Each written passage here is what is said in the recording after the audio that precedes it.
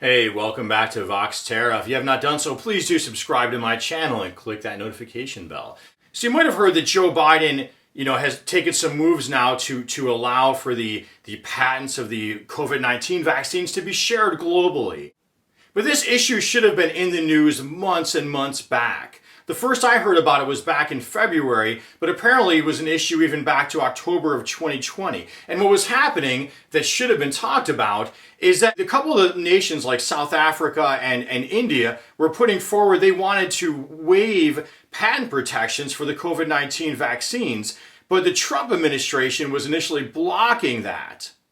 Well, people had hoped that when Joe Biden got in, he would have reversed that and allowed for the patent to be shared. Initially, he didn't. And that's because many believe of Joe Biden's ties to the pharmaceutical industry. But this shows, though, that people who thought Trump was an alternative, he wasn't. Well, why did Biden change his position? Well, because it's different within the Democratic Party. The Democratic Party is in my opinion, more responsive to groups like environmental organizations, consumer health and safety, labor unions, those kind of activist organizations who are sort of protecting the average people. Now, what was disturbing to me is that I heard about this issue, how these pharmaceuticals just won't share the patent, and worse than they won't share the patent, it wasn't even really just giving it away. Like Congressman Ro Khanna pointed out, they were really talking about licensing the patent so others can manufacture it. And like an activist from Public Citizen, which was one of the main activist organizations pushing for this waiver of intellectual property rights, that activist was pointing out that really we were just talking about opening up the World Trade Organization to negotiating how that patent could be shared, but not actually just opening the door. In fact, that's really where we're at right now. Despite how the media is presenting this, we're really at the stage where the World Trade Organization will begin to discuss how this patent can now be transferred and shared.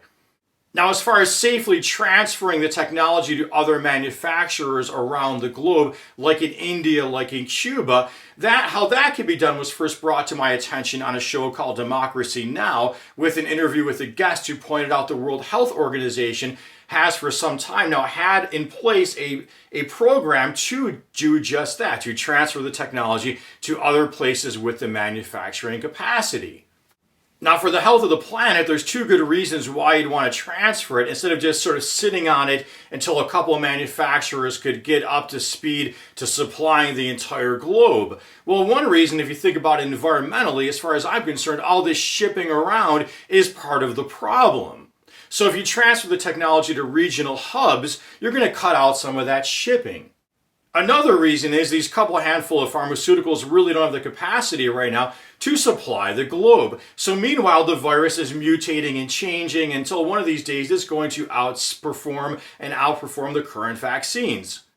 And then we'll just be in this situation perpetually, which interestingly now brings us back to the power of the pharmaceutical industry. I read in Barron's, which is a business news publication, that one of the reasons, one of their analysts was bullish, or not necessarily Barron's analyst, but an investment house analyst was bullish on Pfizer was because it looks like there's going to be variants and there's going to be a continuous need for vaccine and vaccine updates. So the pharmaceutical industry benefits a few ways by not sharing that patent. Now we get into the moral arguments or some of the arguments for why that patent should be shared. Well, one, remember that patent was developed with U.S. taxpayer funding. So it wasn't really the pharmaceutical industries alone who took this on and did it. But secondly, according to this interview I heard on Democracy Now! With that Public Citizen activist, the foundation for the current patents was actually laid going way back to the 1980s. There was a Hungarian researcher in the 1980s, and at that time Hungary would have been part of the Soviet Union. So if you think about it, really you've got all these research scientists around the globe, and they just want to do their research, and they're going to work for Big Pharma, or they're going to work for a socialist government. It really doesn't matter to them. They just like researching, and the pay to them is probably secondary. Of course, they don't want to starve. So really, the incentive we're talking about is just helping the CEOs and those type of people making a lot of money, so they're incentivized to take on these projects. But remember, a lot of it's been publicly funded anyway. And this should have been a discussion and a debate going months back. It's good it finally made it into the news now. Well, that gets me to how the news covers this issue. So if you look at Fox and those kind of places, they're presenting it like Biden's already just blowing all this out of the water and giving the patents away when it's not that simple, as I pointed out. But also, you want to keep in mind it was founded by Rupert Murdoch, billionaire Rupert Murdoch, and he also now has an interest in Wall Street Journal and these other publications. So, they're going to portray themselves as conservative and that kind of thing, but they're not really, in my opinion. They're really just fronts for the reckless elements of the business community.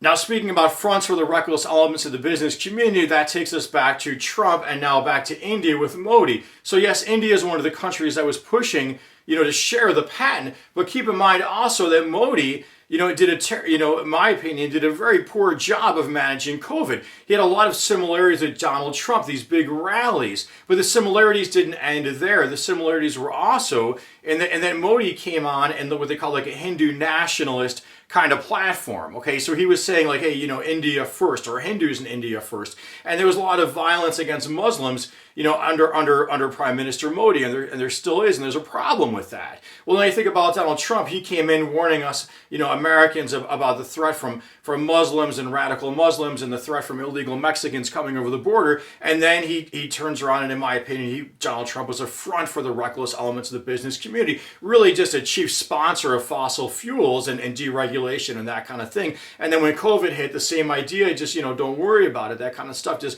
have big rallies and that type of thing. So there's a similarity in those politics. So what we want to keep in mind is, Democrat, Republican, there's still these ties with Big Pharma. There was a Trump, he wasn't a real alternative, there is with Biden. But then you got these like leftists and activists pushing to change things, and within the Democrats, they're more responsive. But then even the word left, I'm going to take question with, because I think a lot of the conservatives, I might share some of their ideals, but the problem is the movement, like the Republican Party, is really dominated by these reckless elements of the business community. For example, I just heard in Fox News, the Republican Party just recently came out with a bill, in Congress to protect those patent rights and not share them. So I hope you found this video helpful, and if you did, please make sure you're subscribed to my channel. You've clicked the comments, and you're commenting and liking and sharing the videos, and until next time, peace be with you.